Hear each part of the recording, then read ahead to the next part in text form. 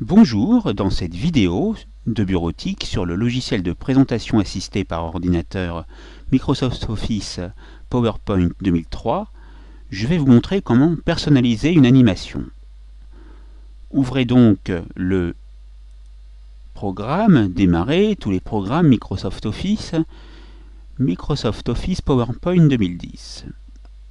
Vous accédez ici à un document. Je vais vous montrer le résultat que nous voulons avoir. Et ici, nous pouvons lancer le diaporama et voir s'afficher le résultat. Pour arriver à ce résultat, nous allons créer un nouveau fichier. Donc, on ferme, on clique sur Fermer, ne pas enregistrer, fichier, nouveau, créer. Ici, on clique une fois, on voit la quadruple flèche, on se met en haut.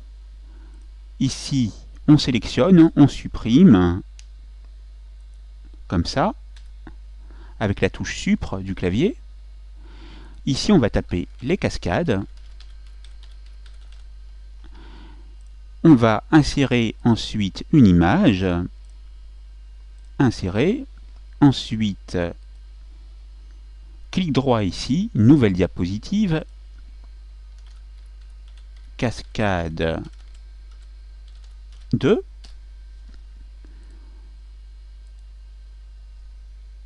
Une fois qu'on voit cliquer pour ajouter du texte, on supprime avec la touche Supr du clavier. Et on va dans le menu Insertion, Image, et on va choisir une image, Insérer. On la réduit au besoin. On la met un peu mieux dans le document et on va créer une nouvelle diapositive. Cascade 3. Et ici, on supprime et on va mettre une nouvelle image, Insertion, Image, Insérer. Maintenant, nous allons effectuer des réglages. Nous allons dans Diaporama, puis configurer le diaporama, et nous allons mettre le diaporama en boucle.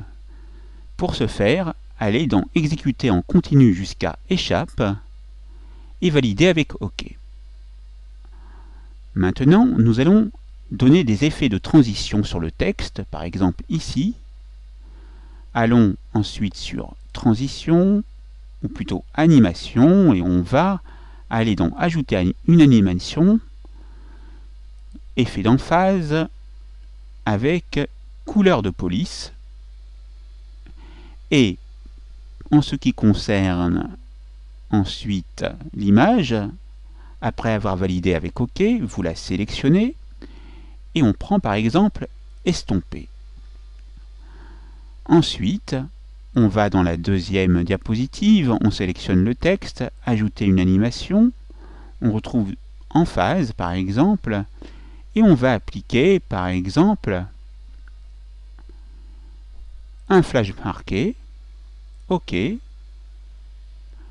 Ici, pour l'image, on va dans Ajouter une animation, on va par exemple faire rebondir la photo pour changer. Dans la troisième diapositive, nous allons pour le texte ajouter une animation flottant pour le texte et pour l'image fractionnier. Maintenant, retournons sur la première diapositive et sur le premier texte, nous allons ici faire en sorte, en allant dans le menu Transition, que l'on veut passer manuellement, non pas manuellement, mais après une seconde, à la prochaine diapositive. Et ici, on va prendre l'image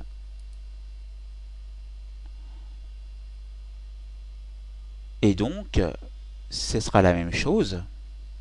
Pour la prochaine diapositive, on va indiquer que l'on veut passer, non pas manuellement, mais après 2 secondes.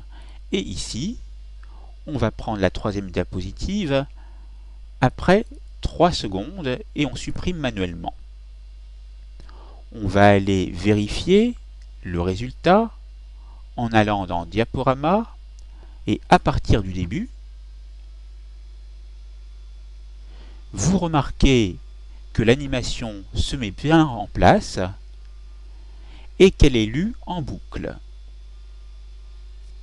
Vous pouvez quitter le diaporama par la touche Échappe du clavier, comme nous l'avons spécifié lorsque nous sommes allés dans Diaporama, configurer le diaporama, exécuter en continu jusqu'à la touche Échappe. Et vous pouvez, bien sûr, aller dans Vérification du minutage et voir ici un réglage tout à fait différent, mais qui est moins précis parce qu'il vous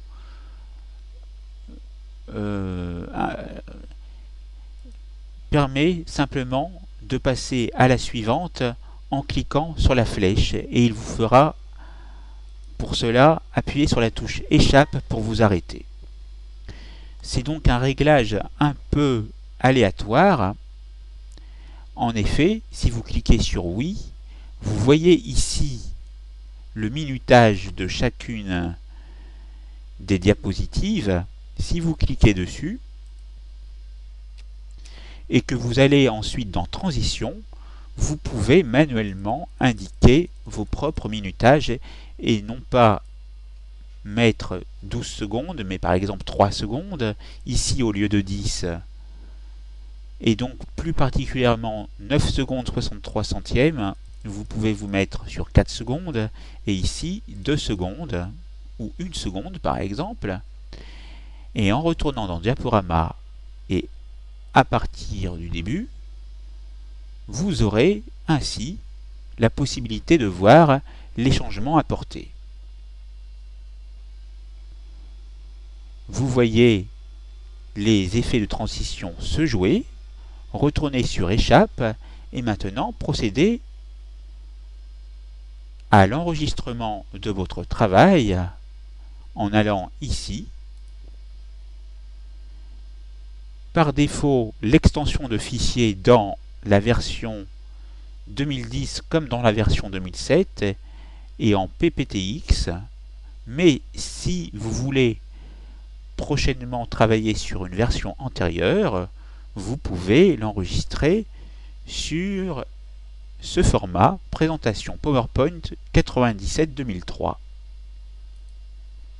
Il vous reste à indiquer un endroit où vous voulez l'enregistrer. Si par contre vous voulez rester sur le format actuel, vous le pouvez.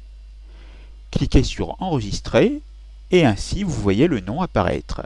Maintenant vous savez comment procéder pour personnaliser une animation.